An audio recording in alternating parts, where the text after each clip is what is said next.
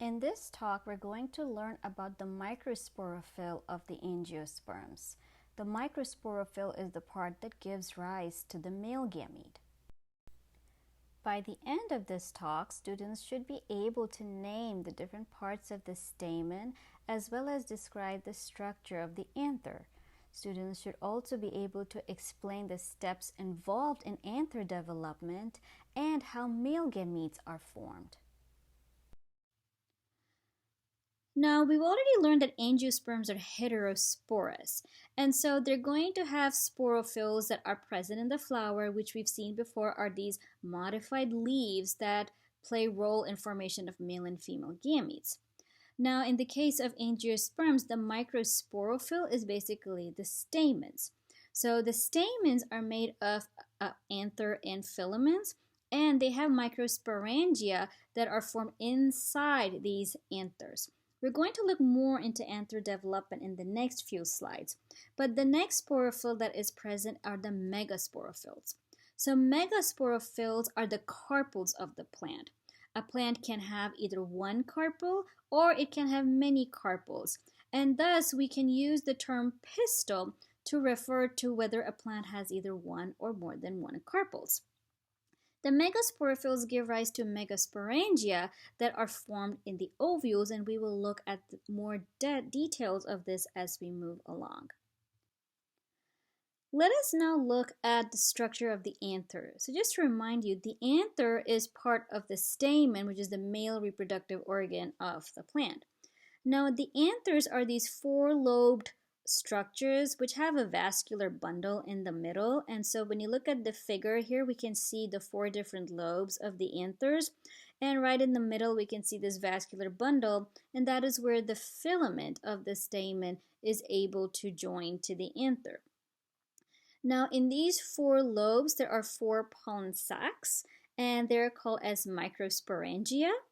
And that's what you can see in the figure that's there to the right in those blue boxes. So we can see these structures, and they are filled with these cells called as microsporangia. The anther has different layers, and so we're going to look at the different parts of the anther, which are the epidermis, the endothecium, middle layers, the tapetum, and the microsporocytes. Let us first look at the epidermis, which is the outermost layer of the anther. So the outermost wall of that anther is the epidermis, and right underneath the epidermis is the endothecium. Now these are made up of these radially elongated cells, and they possess hygroscopic fibrous bands, which means that these cells can absorb water, and that's what we mean by hygroscopic. And we look at how this process or property of them to be able to absorb water plays an important role in splitting of the anther when it's time to release the pollen grains, which are basically the spores. And this process is called as dehiscence. So we'll look at this later in the slides.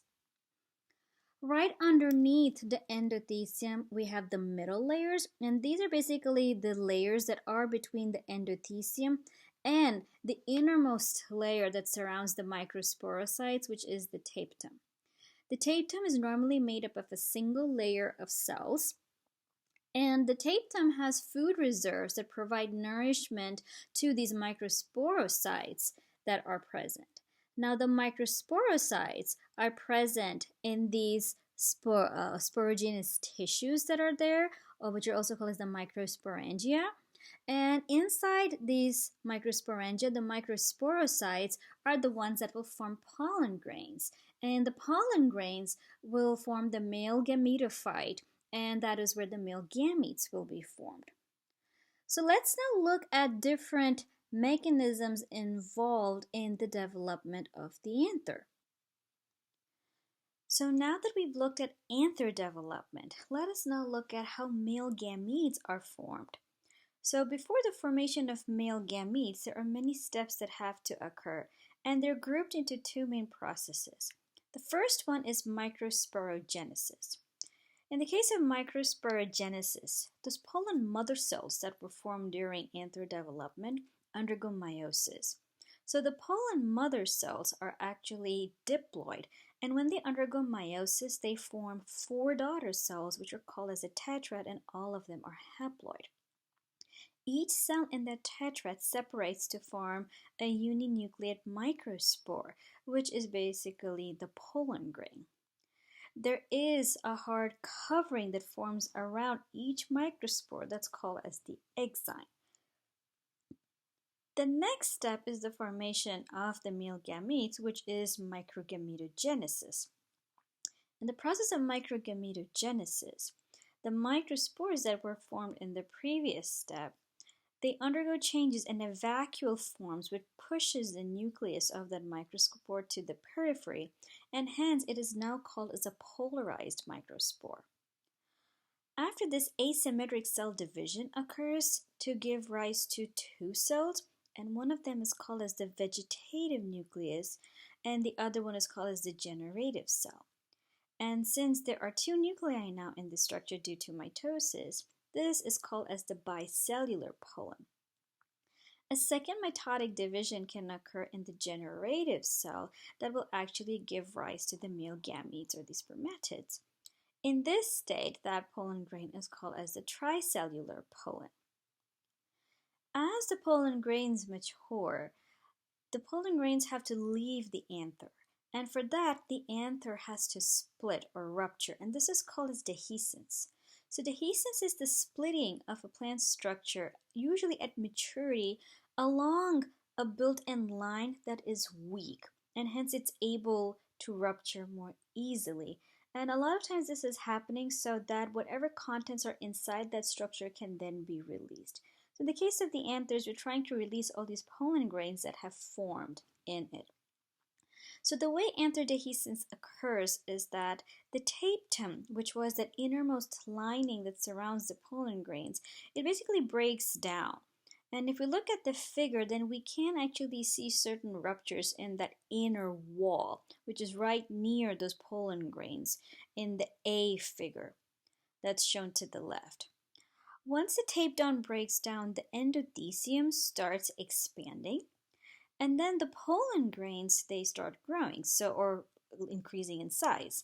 Now, when we look at the picture in the panel A in that blue box, and when we compare that with panel C, then we can actually see that there is an increase in the size of the pollen. So the pollen grains expand.